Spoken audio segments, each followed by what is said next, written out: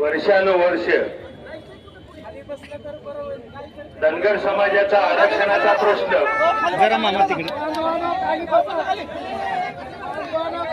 ज्या राजकीय सत्ताधारी असतील की विरोधी असतील यांनी आतापर्यंत प्रलंबित ठेवला।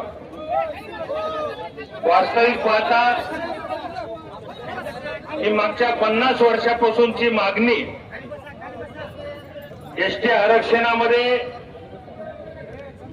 नाव असताना सुद्धा या समाजाला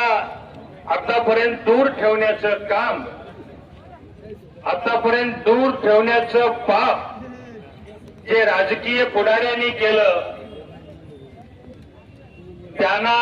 निश्चितपणानं आपल्याला याच मार्गाने